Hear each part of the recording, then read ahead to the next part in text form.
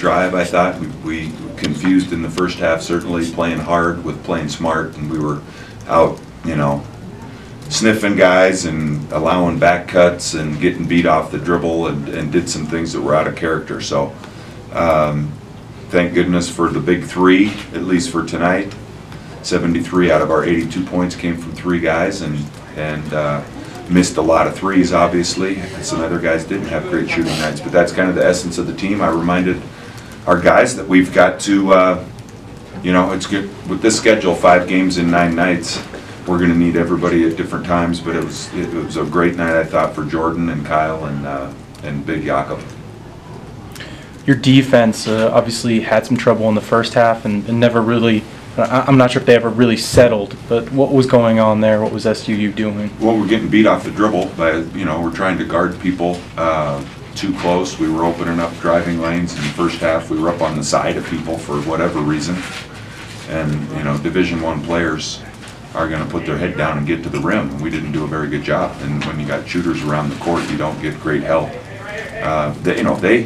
This game, I think it's the old cliche, but if there's ever a classic example of the Thunderbirds needing some credit for what they did, we're going to fix the things that we didn't do well. But this wasn't like we came out and laid an egg. This was a team that took advantage of an opportunity to come in here, and they played extremely hard. They hit some big shots. The only thing they didn't have really was size, and that wasn't, that was our advantage. Was an opportunity to get the ball into the post, and we rebounded about half of our misses.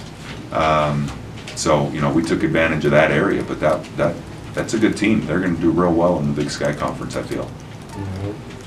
Jakob had only one foul in 33 minutes, stayed on the floor. Is that what you want to see from him, or does he need to be more aggressive? Well, he didn't have to guard anybody in the post. So it was a spread team, and he ended up being around the rim with a lot of guys tried to change shots. They made a number of shots at the rim. I was surprised over his length. He did get a few blocks, but that was something we worked on this summer. People are going to drive and try to seek contact with him, and he's got to do a good job of just making them take some tough shots over him. And he's absorbed that and learned that. Did a good job, but it wasn't a typical team where you're going to be battling, some 6'10", 7-foot guys himself, and that's where we've got to make sure that he doesn't get in foul trouble. Kyle looks like he's a little more assertive, doesn't have like that deer in the headlights look this year. What's been that transformation like moving into this year with him and being able to do what he's able to do today? Well, I think you'd probably get a better read from him. He's one of our better rebounders. He's one of our better passers. He's really made a conscientious decision to guard. That's what kept him out of a lot of opportunities last year. Was he wasn't really committed to guarding. He's tried. He's done a really good job of focusing on that. And if he does that, I think from an offensive standpoint, he's got a lot of skill. He's long. He got a number of rebounds. Gave us second possessions tonight. So and he's super skilled. And sophomore, so he's coming along. And it's not easy for a lot of freshmen. There may be some expectations placed on him that weren't fair, but it's kind of a normal learning curve for a lot of freshmen, I think. Did Chris Reyes get hurt in there, and that's kind of part of the limited minutes, or is it just trying to reintroduce him back in with some previous? I thought I saw him limping around a little bit. He said he tightened up, so I don't. At this point, I haven't had a chance to visit with our staff. I don't get too involved with the medical, but he didn't look good. He looked winded and a little gimpy, so I'm not sure exactly what it was. Is it concerning that you had to use Jakob this much in the game when you don't have much depth in that position already? No, not really. I'm really excited to use him that much in the game. Obviously it comes into play if you deal with foul trouble, but we've got some answers, I think, to change our lineup around. We're not going to talk about what we don't have. We're going to try to focus on what we do have. You talked about SUU's dribble penetration. What did you do defensively that kind of slowed them down at the end?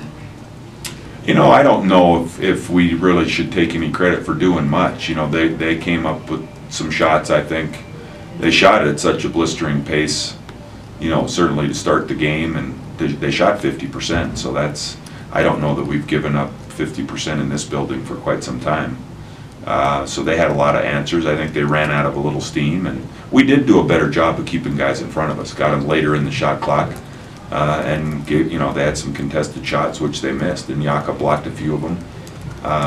But it was a pretty good performance on their part. I wouldn't give us much credit for stopping them necessarily, as it was. They're bound to miss some shots eventually. Do you kind of take it as the guards aren't always going to have this poor of a shooting night, and they're eventually going to hit some shots, or do you take it as sort of a fluky type deal tonight with the way the guards performed offensively? Well, I think you have to be really careful. Again, I'm not going to call this a fluke, because there's a lot of credit that needs to go to Southern Utah. So it'd be kind of an embarrassing statement for me to say it's a fluke. Am I confident that Isaiah and Brandon and those guys are going to make shots in the future? Yeah, without a doubt. It's been a long time since those guys have thrown up a goose egg. If you look at Dakari, Burkott, Brandon, and Isaiah, we're talking about 2 for 24. And Lorenzo's 0 for 2, so 2 for 26 with a bunch of guys. And I got to believe we're going to make more shots than that.